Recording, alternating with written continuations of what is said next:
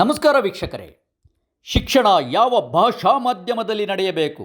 ಶಿಕ್ಷಣ ವ್ಯವಸ್ಥೆ ಲಾಭದಾಯಕ ಉದ್ದಿಮೆ ಆಗಬಾರದು. ಶಿಕ್ಷಣ ವ್ಯಾಪಾರದ ಸರಕಾಗಬಾರದು. ಶಿಕ್ಷಣ ವ್ಯವಸ್ಥೆಯು ಖಾಸಗೀಕರಣ ಆಗಬಾರದು. ಸರ್ಕಾರಿ ಶಾಲೆಗಳನ್ನು ಉಳಿಸಿಕೊಳ್ಳಬೇಕು. ಹೀಗೆ ಹೇಳಿಕೆಗಳು, ಹೋರಾಟಗಳು ನಡೆಯುತ್ತಲೇ ಇರುತ್ತವೆ. ನಾವೀಗ ಶಿಕ್ಷಣ ವ್ಯವಸ್ಥೆಯ ಖಾಸಗೀಕರಣವನ್ನು ಒಪ್ಪಿ ಮುಂದೆ ಬಂದಿದ್ದೇವೆ.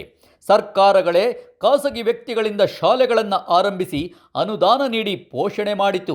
ಈಗ ಖಾಸಗಿ ಸಂಸ್ಥೆಗಳೇ ಸರ್ಕಾರಿ ಶಾಲೆಗಳನ್ನು ನುಂಗುತ್ತಿವೆ. ದೊಡ್ಡ ದೊಡ್ಡ ಕಂಪನಿಗಳು ಶಿಕ್ಷಣ ಕ್ಷೇತ್ರಕ್ಕೆ ಕಾಲಿಟ್ಟಿವೆ. ಇವು ಸರ್ಕಾರಿ ಶಾಲೆಗಳನ್ನು ಮಾತ್ರವಲ್ಲ, ಸಣ್ಣ ಪುಟ್ಟ ಖಾಸಗಿ ವಿದ್ಯಾಸಂಸ್ಥೆಗಳ ಅಪೋಷಣ ತೆಗೆದುಕೊಳ್ಳುತ್ತಿವೆ. ಕಳೆದ 90ರ ದಶಕದಲ್ಲಿ ಇದೇ ಜಗತ್ತು ಒಪ್ಪಿಕೊಂಡ ಜಾಗತೀಕರಣ, ಉದಾರೀಕರಣ, ಖಾಸಗೀಕರಣವೆಂದರೆ ಯಾವುದೇ ಲಂಗು ಲಗಾಮಿಲ್ಲದ ವ್ಯವಸ್ಥೆಯೇ. ದೊಡ್ಡ ಮೀನುಗಳು ಸಣ್ಣ ಮೀನುಗಳನ್ನು ನುಂಗುವುದನ್ನು ಸಮಾಜ ಸುಮ್ಮನೆ ನೋಡುತ್ತಾ ಕುಳಿತುಕೊಳ್ಳಬೇಕು. ಬಲಶಾಲಿ ಮಾತ್ರ ಬದುಕುಳಿಯಬೇಕೇ?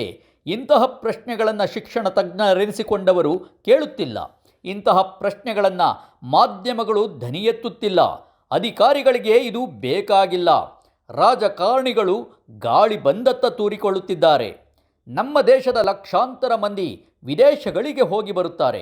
ಕೋಟ್ಯಾಂತರ ಜನರು ವಿದೇಶಗಳಲ್ಲಿ ನೆಲೆಸಿದ್ದಾರೆ. ಬುದ್ಧಿಜೀವಿಗಳು, ಅಧಿಕಾರಿಗಳು, ರಾಜಕಾರಣಿಗಳು ಹೊರ ದೇಶದಲ್ಲಿ ಯಾವ ವ್ಯವಸ್ಥೆಯನ್ನು ರೂಪಿಸಿಕೊಂಡಿದ್ದಾರೆಂದು ಎಷ್ಟು ಜನ ಭಾರತಕ್ಕೆ ಬಂದು ಹೇಳುತ್ತಾರೆ, ಅನುಷ್ಠಾನಕ್ಕೆ ತರಲು ಪ್ರಯತ್ನಿಸಿದ್ದಾರೆ ತಿಳಿಯದು. ಶಿಕ್ಷಣ ವ್ಯವಸ್ಥೆಗೆ ಅಮೇರಿಕಾವನ್ನು ಹಾಗೂ ವೈದ್ಯಕೀಯ ವ್ಯವಸ್ಥೆಗೆ ಇಂಗ್ಲೆಂಡನ್ನು ಮಾದರಿಯಾಗಿ ತೆಗೆದುಕೊಳ್ಳಬೇಕೆಂದು ಬಹಳ ಜನ ಹೇಳುತ್ತಿರುತ್ತಾರೆ. ಅಮೇರಿಕಾದ 90% ಮಕ್ಕಳು ಅಲ್ಲಿನ ಪಬ್ಲಿಕ್ ಶಾಲೆಗಳಲ್ಲಿ 1ರಿಂದ 12ನೇ ತರಗತಿ ತನಕ ಉಚಿತವಾಗಿ ಶಿಕ್ಷಣ ಪಡೆಯುತ್ತಾರೆ. ಅಲ್ಲಿ ಶಿಕ್ಷಣ ವ್ಯವಸ್ಥೆಯನ್ನು ನಿರ್ವಹಿಸಲು ಸ್ಕೂಲ್ ಡಿಸ್ಟ್ರಿಕ್ಟ್ ಎಂಬ ವಿಕೇಂದ್ರೀಕೃತ ಮಾದರಿ ಇದೆ. ಆ ದೇಶದಲ್ಲೇ 15,000ದಷ್ಟು ಸ್ಕೂಲ್ ಡಿಸ್ಟ್ರಿಕ್ಟ್ಗಳಿವೆ. ಪ್ರತಿಯೊಂದು ಸ್ಕೂಲ್ ಡಿಸ್ಟ್ರಿಕ್ಟ್ಗಳಿಗೆ ಪ್ರಾಥಮಿಕ ಹಾಗೂ ಪ್ರೌಢ ಶಿಕ್ಷಣವನ್ನು ನಿರ್ವಹಿಸಲು ಪ್ರತ್ಯೇಕವಾದ ಆಡಳಿತ ವ್ಯವಸ್ಥೆ ಇರುತ್ತದೆ. ಆಯಾ ಸ್ಕೂಲ್ ಡಿಸ್ಟ್ರಿಕ್ಟ್ ವ್ಯಾಪ್ತಿಯ ಪೋಷಕರು ಸೇರಿ ಆಡಳಿತ ಮಂಡಳಿಯವರನ್ನು ಆಯ್ಕೆ ಮಾಡುತ್ತಾರೆ. ಈ ಮಂಡಳಿಯು ಅಧಿಕಾರಿಗಳನ್ನು, ಶಿಕ್ಷಕರನ್ನು ಮತ್ತು ಸಿಬ್ಬಂದಿಯನ್ನು ನೇಮಕ ಮಾಡುವ ಮತ್ತು ದುರ್ನಡತೆಯವರ ವಿರುದ್ಧ ಶಿಸ್ತು ಕ್ರಮ ಕೈಗೊಳ್ಳುವ ಅಧಿಕಾರ ಹೊಂದಿದೆ. ಈ ಆಡಳಿತ ಮಂಡಳಿಗಳಿಗೆ ಒಕ್ಕೂಟ ಸರ್ಕಾರ, ರಾಜ್ಯ ಸರ್ಕಾರ ಹಾಗೂ ಸ್ಥಳೀಯ ಸರ್ಕಾರಗಳಿಂದ ಅನುದಾನ ಬರುತ್ತದೆ. ಹೆಚ್ಚುವರಿ ಹಣದ ಅಗತ್ಯ ಇದ್ದರೆ ಪೋಷಕರು ಸೇರಿ ಭರಿಸುತ್ತಾರೆ. ಒಂದು ಸ್ಕೂಲ್ ಡಿಸ್ಟ್ರಿಕ್ಟ್ ವ್ಯಾಪ್ತಿಯಲ್ಲಿ ವಾಸಿಸುವ ಪೋಷಕರು ತಮ್ಮ ಮಕ್ಕಳನ್ನು ಅದೇ ಸ್ಕೂಲ್ ಡಿಸ್ಟ್ರಿಕ್ಟ್ ಒಳಗಿರುವ ಶಾಲೆಗಳಿಗೆ ಸೇರಿಸಬೇಕು.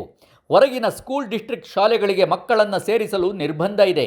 ಪ್ರತಿಯೊಂದು ಸ್ಕೂಲ್ ಡಿಸ್ಟ್ರಿಕ್ಟ್ ಆಡಳಿತ ಮಂಡಳಿಗಳ ನಡುವೆ ಆರೋಗ್ಯಕರ ಸ್ಪರ್ಧೆ ಇರುವುದರಿಂದ ಶಾಲೆಗಳಲ್ಲಿ ಉತ್ತಮ ಫಲಿತಾಂಶ ಬರುತ್ತಿದೆ.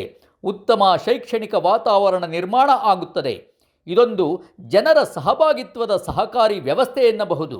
ವ್ಯವಸ್ಥೆಯಿಂದ ಜನರನ್ನು ದೂರ ಇಟ್ಟು ರಾಜ್ಯಗಳ ರಾಜಧಾನಿಗಳಲ್ಲಿ ಅಧಿಕಾರವನ್ನು ಕೇಂದ್ರೀಕರಿಸುವುದೇ ನಿಮ್ಮ ಶಿಕ್ಷಣ ವ್ಯವಸ್ಥೆ ಅಧಃಪತನಕ್ಕೀಡಾಗಿರುವುದಕ್ಕೆ ಮುಖ್ಯ ಕಾರಣ. ಅರ್ಥ ಮಾಡಿಕೊಳ್ಳುವ ತನಕ ಶಿಕ್ಷಣ ವ್ಯವಸ್ಥೆಯನ್ನು ಸರಿಪಡಿಸಲು ಸಾಧ್ಯವೇ ಇಲ್ಲ. ಸರ್ಕಾರಿ ಶಾಲೆಗಳು ಉಳಿಯಬೇಕೆಂಬ ಕೂಗು ಕೇವಲ ಅರಣ್ಯ ರೋದನವಾಗುತ್ತದೆ. ಅನೇಕ ದೇಶಗಳಲ್ಲಿ ಒಂದು ನಗರದಲ್ಲಿ ವಾಸಿಸುವ ಮಕ್ಕಳು ಇನ್ನೊಂದು ನಗರದ ಶಾಲೆಗೆ ಸೇರುವಂತಿಲ್ಲ. ನಗರಗಳು ದೊಡ್ಡದಾಗಿದ್ದರೆ ಒಂದು ಬಡಾವಣೆಯ ಮಕ್ಕಳು ಇನ್ನೊಂದು ಬಡಾವಣೆಯ ಶಾಲೆಗೆ ಸೇರುವಂತಿಲ್ಲ. ಹಾಗೆಯೇ ಒಂದು ತಾಲೂಕು ವ್ಯಾಪ್ತಿಯಲ್ಲಿ ಮಕ್ಕಳು ಇನ್ನೊಂದು ತಾಲೂಕಿನ ಶಾಲೆಗೆ ಹೋಗುವಂತಿಲ್ಲ. ನಮ್ಮಲ್ಲಿ ಎಂತಹ ಕೆಟ್ಟ ಸೃಷ್ಟಿ ಆಗಿದೆ ಎಂದರೆ, ಒಂದು ಜಿಲ್ಲಾ ಕೇಂದ್ರದ ಶಾಲೆಯ ಬಸ್ಸುಗಳು 50-60 ಕಿಲೋಮೀಟರ್ ದೂರದ ಹಳ್ಳಿಗಳಿಗೆ ಬಸ್ಸುಗಳನ್ನು ಕಳಿಸಿ ಮಕ್ಕಳನ್ನು ಶಾಲೆಗೆ ಕರೆತಂದು ಸಂಜೆ ಅದೇ ಬಸ್ನಿಂದ ಮಕ್ಕಳನ್ನು ಮನೆಗೆ ಕಳಿಸುವ ವ್ಯವಸ್ಥೆ ಕೂಡ ಇದೆ. ಪ್ರಾಥಮಿಕ ಶಾಲೆಯ ಮಕ್ಕಳು 2-3 ಗಂಟೆಗಳ ಕಾಲ ಬಸ್ನಲ್ಲೇ ಕಳೆಯಬೇಕು. ಒಂದೊಂದು ಹಳ್ಳಿಗೆ 10 ಶಾಲೆಗಳ ಬಸ್ಸು ಹೋಗಿ ಬರುತ್ತಿವೆ. ಎಷ್ಟು ಶ್ರಮ, ಬಂಡವಾಳ, ಡೀಸೆಲ್ನ ಅಪವ್ಯಯ, ಸರ್ಕಾರಿ ವ್ಯವಸ್ಥೆ ಮೇಲೆ ಎಷ್ಟೊಂದು ಒತ್ತಡ, ವಾಯು ಮಾಲಿನ್ಯ, ಜಾಗತಿಕ ತಾಪಮಾನ ಹೆಚ್ಚಳಕ್ಕೆ ಕೊಡುಗೆ. ನಮ್ಮ ರಸ್ತೆಗಳ ಮೇಲಿನ ಒತ್ತಡಕ್ಕೆ ಈ ಖಾಸಗಿ ಶಾಲೆಗಳ ಬಸ್ಸುಗಳೇ ಕಾರಣವಲ್ಲವೇ? ಇದನ್ನು ತಪ್ಪಿಸಲು ಯೋಚನೆ ಮಾಡಬೇಕಲ್ವೇ? ಶಿಕ್ಷಣ ಸಂಸ್ಥೆಗಳವರೇ ಪರಸ್ಪರ ಕತ್ತು ಕೊಯ್ದುಕೊಳ್ಳುವ ಸ್ಥಿತಿ. ಇಂತಹ ಕೆಟ್ಟ ವ್ಯವಸ್ಥೆ ಬದಲಾಗಬೇಕೆಂದು ಶಾಲೆ ನಡೆಸುತ್ತಿರುವವರಿಗೆ ಹೊಳೆಯುತ್ತಿಲ್ಲವೇಕೆ?